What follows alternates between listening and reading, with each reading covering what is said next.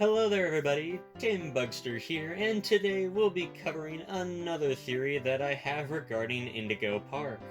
Now, before we start the video, I would like to thank you all for the support that we got on the last Indigo Park theory, as I put a lot of effort into it and I really enjoyed doing it. Now, without further ado, let us get into this one. So if you watched my first theory, one thing that you'll remember me talking about was the similarities between the 1950s Disney park costumes and what I imagined Lloyd's original mascot costume to look like. Now, I promise that today I will not be talking about Lloyd for the most part, as he is only as important as everyone else in this scenario, but I wanted to draw our attention back to the idea for just 1 second. Now, according to some dialogue that we can read from our protagonist, Ed, we can understand that these older mascot costumes must have been around for a while, as when he had visited the park, they were still in use.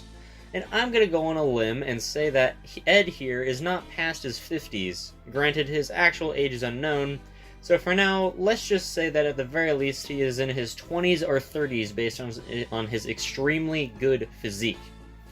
Going off of this, we can assume that the mascot costumes were in use from the supposed opening of Indigo Park in 1950 all the way up to possibly sometime in the 90s or early 2000s. It could be earlier or it could be later, I'm just throwing out rough guesses for now. Now, while we don't necessarily know all too much about these costumes outside of speculation, one of the collectibles that can be found during the Molly Macaw chase sequence is the head of a Rambly Raccoon mascot costume. When selecting the item to hear Rambly's opinion on the item, he says, "Whoa, where'd you find that? I've never seen anyone wearing one. Pretty snazzy. Ooh, looks like there's an audio recording tagged with costume in my database I've never noticed before. Let's listen! Hey Jackson, you hear about the new mascots? Yeah, think it'll put us out of a job? I think so. Old sport. And right after we got this damn raccoon costume. Man, screw this place. I said we get our asses out of here and go straight to Vegas. Aw, come on. They didn't even document the Indigo inventory ID for the costume. I was really looking forward to that. What a useless recording.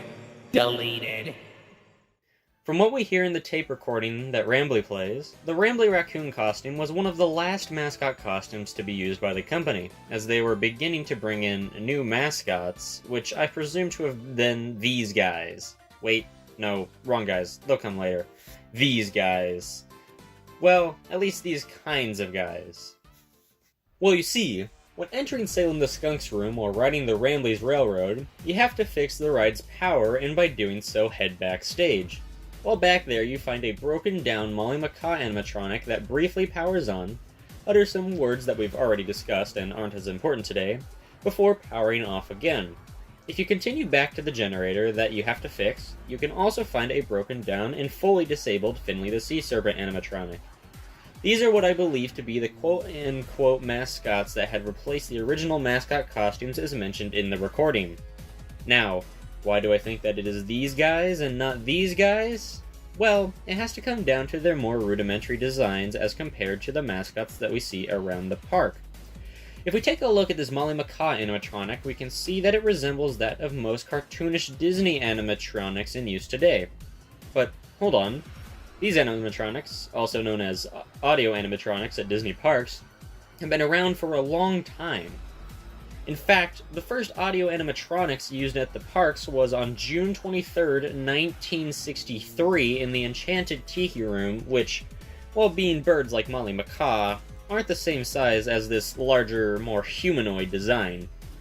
Now, if we look just a little under a year further, on April 22nd, 1964, we will see Walt Disney's Progress Land at the New York World's Fair. This attraction, which was later moved to Walt Disney World and renamed to the Carousel of Progress in 1967, featured a brand new advancement made in audio animatronics with a humanoid family that would tell the riders about the story of progression through the ages. Now this better fits our design of Molly Macaw. Just one problem still remains: the year. With what I've originally been assuming for the year that these mascot costumes would have been phased out, these animatronics would have had to have been released much later. But what if that wasn't true? Now, if you were to visit any of the Disney parks today, you are bound to find countless different audio animatronics in rides, but people still wear mascot costumes around the park for things such as meet and greets and the like. Animatronics definitely have existed in the parks for years before the mascot costumes would have been retired. But let's take a look real quick. When riding Rambley's Railroad, there are very simplistic animatronics being used, only featuring cardboard cutouts of the characters that move out and retract. If Indigo had the technology to have audio animatronics available as seen existing in the park, then why wouldn't they use them for the ride? Well, that's the point. They weren't just audio animatronics.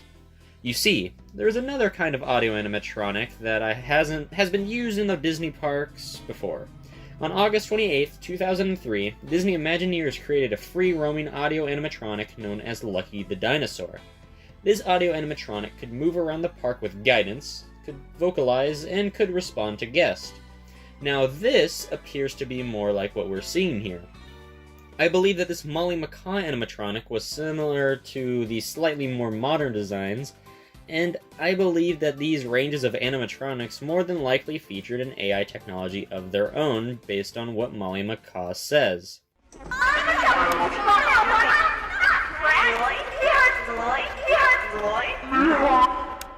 A normal programmed animatronic is not going to say something like that unless it was either tampered with or it had heard something that it shouldn't have.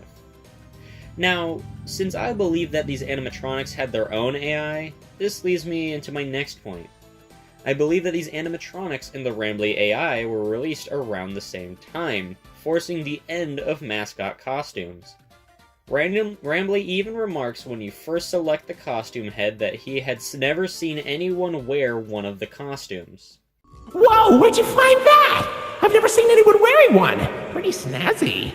Evidently, though, these designs were not perfect, as they definitely aren't in real life. This is when I believe that they begin to test out a new way to have animatronics around the park. Now, these new mascots that still remain when Ed visits the park definitely are not just robotics. In fact, I believe that anyone who has played the game or watched someone play through the game can tell you that these things bleed. And I don't know about you, but last I checked, normal animatronics don't do this. Now, I know in other mascot horror games, such as FNAF, Bendy and the Ink Machine, and Poppy Playtime, all feature people being murdered and implanted into their mascot costumes in some way, or just mascots, I don't know why I said costumes. FNAF has children or people that were murdered stuffed into animatronics. Bendy has people who were used as test subjects for the Ink Machine by the Gent Corporation becoming these inky creatures. Poppy Playtime has people being killed and brought back to life as toys. I don't believe this to be the case with the Indigo Park mascots. These mascots seem to be their own entities. They have fluid movements, can move around easily, and are made up of flesh and blood. One problem though, their voices. Now, while many could have easily missed it, Molly Macaw does in fact have speaking lines in the game, though they are more robotic sounding than they should sound if she was her own entity. You make a great pilot! All aboard! Stay in your seat! It's barnstorming! Hey, buddy. It barely hurts at all! I want to play with the birdie! You're a starling, darling! Relax, boy! Bird uplifts your spirits! Don't touch that thing, son! It barely hurts at all. Get up, you stupid freak! Get back in your cage, bird. The customer is always right. You've known me for 100 years. Why the long face and body? Come out of your shell. At first I thought it could be possible that these creatures could be homunculus. Wait, is that plural or would it be homunculi? It doesn't matter. A homunculus is a small, fully formed creature based in folklore, 16th century alchemy, and popularized? Man, I can't speak today. Popularized in 19th century fiction. Now, my problem with this being a possibility is that a homunculus is not a large creature, and they are, from what I have seen, almost always human. This means that this cannot be a possibility. Later on, though, the creatures also reminded me of a Frankenstein's monster. A creature that has been created using multiple different parts of deceased people and still contained blood and other vital organs. We also know that Frankenstein's monster was capable of learning from those around him, as we are told in the game over screen that Molly can do as well. Both are very tall and contain superhero strength. Superhuman, my bad. Sorry, Ed, you may be strong, but not that strong. I run into another problem here, though, as I don't believe that these monsters are made up of random parts of other creatures. So what does this leave us with? Well, I believe these monsters are nothing more than lab-created creatures. While this answer isn't as satisfactory as I would like it to be with the evidence that I have, here is why I believe this to be the case. These creatures do not seem to act as if they are possessed by a spirit of some kind. They have a robotic-sounding voice box, and when Molly Macaw is killed, we see lots of blood pour out and flesh on the inside with what I assume to be bones. Now, while we don't know what Finley or Lloyd is made of, we can assume it is of the same thing or something similar. Well, there we have it. These monsters are creatures created by either the Indigo Company or some scientists that partnered with them to create even more reliable mascots to go around the park and interact with guests. Now, what I believe happened to the park that caused it to close, well, I do in fact believe it to be due to these monsters, but my reasoning behind all that deserves its own separate video, so I guess that will have to wait until next time.